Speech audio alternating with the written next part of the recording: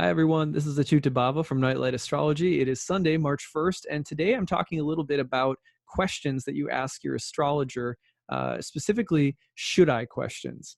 So, this is a question that astrologers get all year round. I get these kinds of questions every single day, and it's something that I end up clarifying to people over and over again, not because people are stupid, just because people don't always know exactly, how astrology is meant to help you answer questions. So, the kinds of questions that I get all the time are should I questions.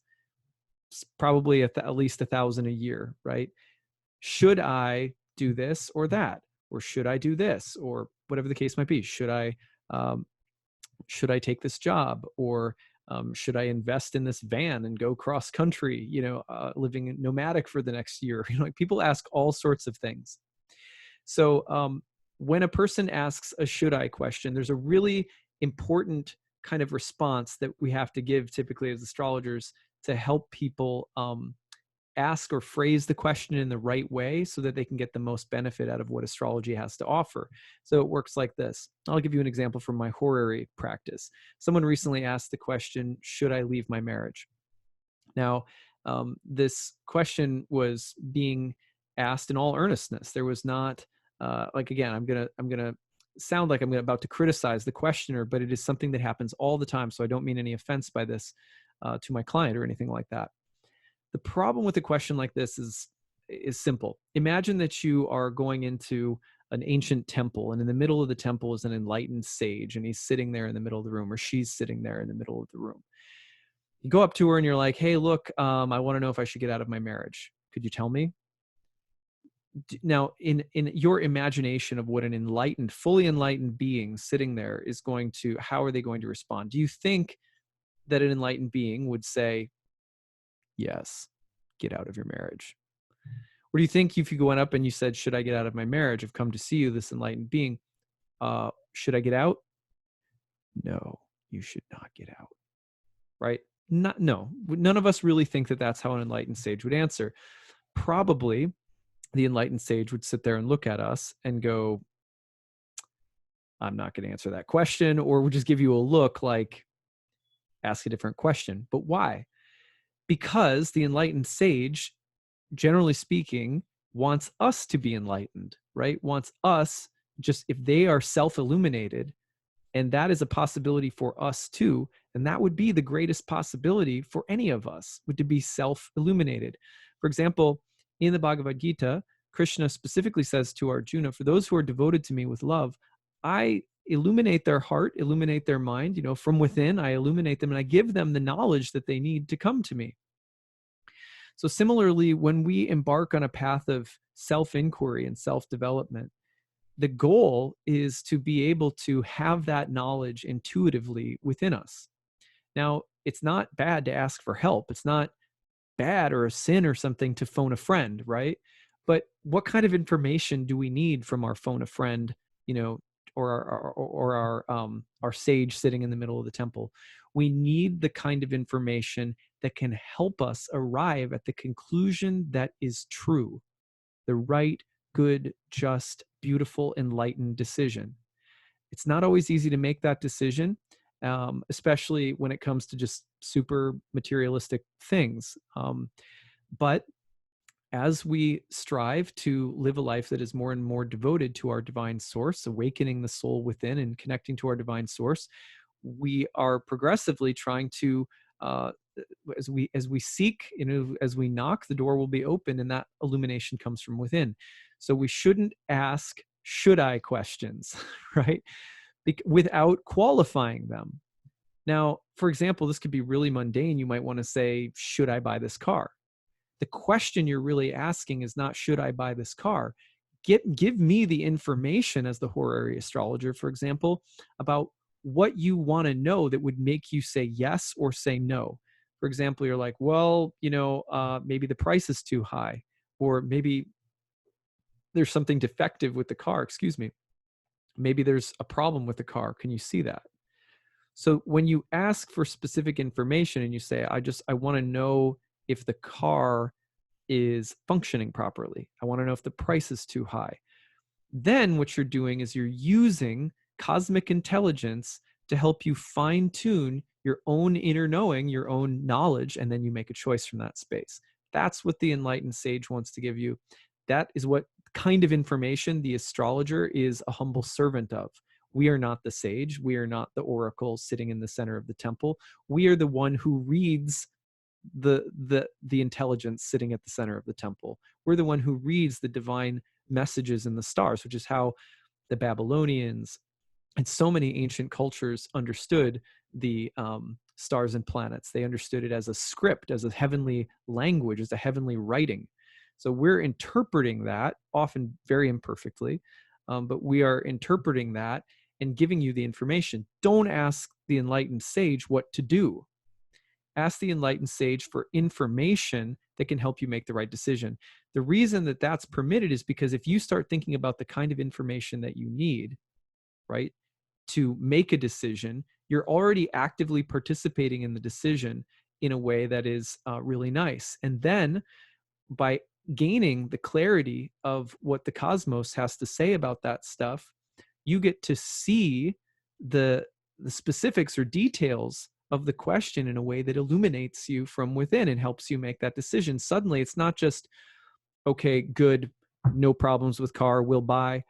It might be, for example, car looks great. Okay, good. I had a feeling that it looked great, but I tend to doubt myself. You're not, in other words, by getting that little cosmic counseling from the sky about elements of a situation, it's helping you see the situation, see it from all of the different angles clearly. And that knowledge and that vision is always there. It's just clouded because we're learning. We're learning and growing how to see truth, and we're how to see it in ways that sometimes to us feel more imperceptible than others. So it might seem like the horary is revealing something about the car that there's no way you could have known, but actually what you'll find time and time again is that when horary or astrology gives you information about something, it's that suddenly it feels as though you're remembering something, or that you are becoming aware of something that was sitting right there before you and now it's illuminated. That means you're being illuminated too. That's the kind of experience we want from astrology. So in this case, so the marriage question, the question that the qualifying question ended up being, I helped this client just shape it a little bit and said, it sounds to me like what you're really asking is, will the situation, this particular situation in my marriage, improve or not? Because the question when I probed a little bit, the question was based on a very particular problem in the relationship that feels unresolvable and maybe the breaking point. So then I aim the chart at that issue. It's like going to the sage in the middle of the temple, the stars, and being like, I feel as though I should get out of my marriage, but I'm wondering if I'm leaving too soon and not having enough hope that this one particular thing could change. I don't think it will, but I'm wondering if it will. Do you see what I'm saying? When you've come with that specific thing, think if you were with a really wise friend. The wise friend sitting out for dinner with you doesn't say, get out of the relationship. They say, I don't think that's going to change. It's just my feeling, but I don't think it'll change. That information that's your best friend, right? You know what I mean? Because they haven't told you what to do. They've helped you think about what you're doing. And that's what astrology is doing as well. We say, okay, in this case, I said it doesn't look like the situation could improve. Or it might be that your feelings will worsen, or this feelings person's for you won't improve, or it could be. But the more specific it is, the more specific the information you're looking for to help you make a choice, the easier it is to get not only the benefit of the decision, to help you make the decision, but you've been illuminated from within. You've gone through a questioning process. What is spiritual life? Spiritual life is us wandering around the amazingly beautiful infinite cosmos that is empty and meaningless until we start knocking on the door and saying, why am I here? Who am I? What is my source? Where do I come from? How should I act? How should I think? How should I behave to be happy? To find love, to find truth, to find goodness, to find beauty. When we start knocking on the door and asking those questions, then we start to come into personal relationship with our divine source gradually, over time. If we're using astrology as a part of that, heartfelt, tenacious desire to know and be illuminated and grow in love between soul and source, then astrology aids us in that. If we're like, oh, should I do this or should I do that? Just make the decision for me. It's like, well, then all we're saying is we just want some kind of particularly good result, but we feel like we're at a meaningless casino where it's just like, should I put the quarter in that jukebox or should I put it in this roulette game, or like, well, what's going to happen? That's the universe, like, inherently doesn't like that. Just like the sage wouldn't like that kind of question. So whenever you approach an astrologer, a simple thing that anyone can do when they're asking a should I question is, instead of just saying, should I do this or that, say, I'm having trouble making a decision. Start with the basics. And this is why. This is what the decision is, and this is why I'm having trouble making it. And then ask yourself, what kind of information could you use that would help you to make the decision? By going through that process alone, we have ancient or classical traditional astrologers that tell us that just by going through that meditative practice prior to seeing an astrologer, a lot of the times the question will resolve itself. And then if it doesn't, and you go to the astrologer can often give you information that will help clarify and bring that illumination. If we're not honest about what we're asking, why we're asking, and what the intention behind getting an answer is, the Oracle generally doesn't respect it. You won't get a great relationship that's clear and consistent with any kind of Oracle over time. And the other thing that's true is that the more that we shape the motivations and intentions behind our question, not to get something for ourselves, but to learn and grow in faith and love, to learn and grow in connection with soul and source, when that's our motivation and we really get down to that core motivation, it's like an ab exercise or something, you just have to keep at it and keep it consistent, that's the motivation why I'm asking, why I want to know, because I want to grow. I want to be illumined. I want love. I want truth. I want peace, like this.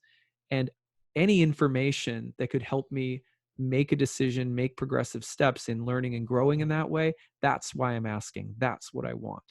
If that's the intention behind it, you can clarify that in your heart, the information will be so much more crisp. Usually that helps provide a clearer channel for the astrologer. So that's another hidden feature of it you always want to consider. All right, so that's what I've got for you guys about should I questions. Whether you're looking at your birth chart or a horary chart or any type of chart, that's what I think about should I questions. I hope this is helpful for all of you guys. And tell me your comments in the comments section. Tell me what you think about this. Any reflections that come up after listening to this, I'd love to hear. Hope you guys are having a great weekend, and we'll talk more soon. Bunch of cool transits coming up this week. All right, take it easy. Bye.